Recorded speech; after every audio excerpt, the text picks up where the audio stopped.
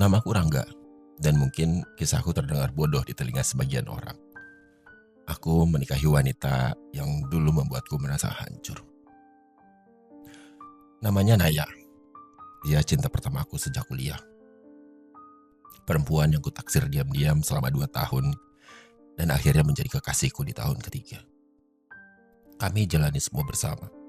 Tugas akhir, lulus bareng, kerja sambil saling mendukung. Dia bukan hanya pacarku. Dia temanku, rumahku, tempat aku pulang dari kerasnya hidup. Tapi 5 tahun lalu, dia pergi. Tanpa penjelasan, tanpa perpisahan yang layak, tanpa kata maaf. Dia hanya mengirim pesan singkat. Maaf, aku gak bisa lanjut. Ini semua terlalu berat buatku. Dan sejak itu dia hilang. Nomornya gak aktif. Akun sosial medianya menghilang. Seolah-olah 5 tahun hubungan itu cuma mimpi yang dibatalkan sepihak. Aku marah, sakit hati, hancur. Tapi hidup harus terus berjalan kan. Aku belajar menerima, memaafkan, walau gak pernah benar-benar melupakan. Sampai akhirnya 3 tahun setelah dia pergi, aku bertemu dia lagi. Sore itu, aku sedang duduk di sebuah kafe kecil dekat kantor.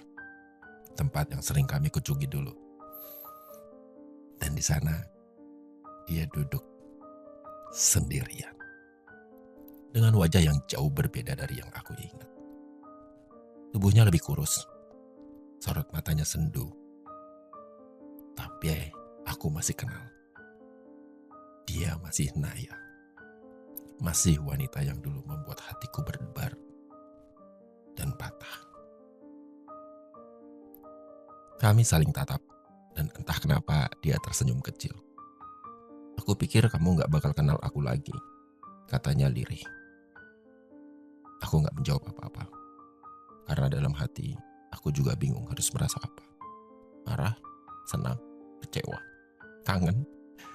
Kami bicara pelan-pelan. Dia cerita tentang kenapa dia pergi. Ternyata bukan karena dia tidak mencintaiku lagi, tapi karena saat dia baru tahu bahwa dia mengidap kanker serviks stadium awal. Dia takut. Takut jadi beban. Takut kalau aku akan tinggal karena kasihan, bukan karena cinta. Dan dalam ketakutannya, dia memilih lari. Dia bilang, aku bodoh Rangga. Tapi waktu itu aku cuma pengen kamu bahagia. Gak harus jagain aku yang belum tentu bisa kasih kamu masa depan. Aku menunduk. Mataku panas. Semua kemarahan selama ini terasa sia-sia. Karena ternyata dia pergi bukan karena gak cinta. Tapi karena terlalu mencintaiku sampai rela menghilang.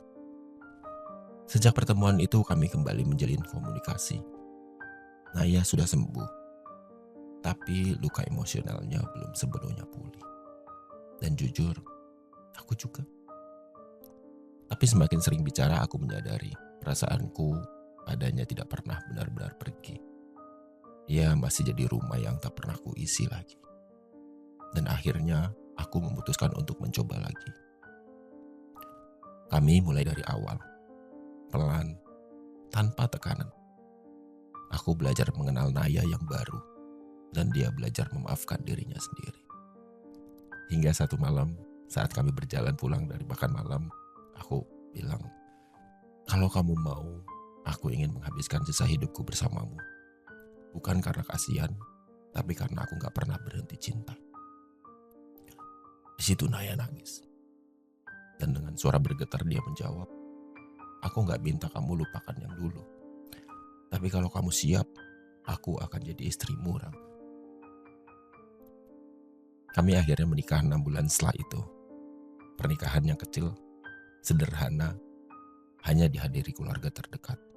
Tapi buatku itu pernikahan paling utuh. Karena aku tahu kami datang bukan dalam keadaan sempurna, tapi dengan luka yang sudah kami jahit bersama.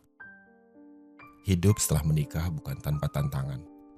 Terkadang bayangan masa lalu masih menghantui. Rasa takut kehilangan, trauma ditinggalkan, semua itu masih ada. Tapi setiap kali kami hampir menyerah, kami ingat satu hal. Kami pernah hancur dan kami memilih membangun ulang. Hari ini aku bangga mengatakan, aku menikahi wanita yang dulu menyakitiku. Bukan karena aku bodoh, tapi karena aku tahu. Cinta sejati bukan tentang siapa yang tak pernah menyakiti, tapi siapa yang berani kembali dan memperbaiki.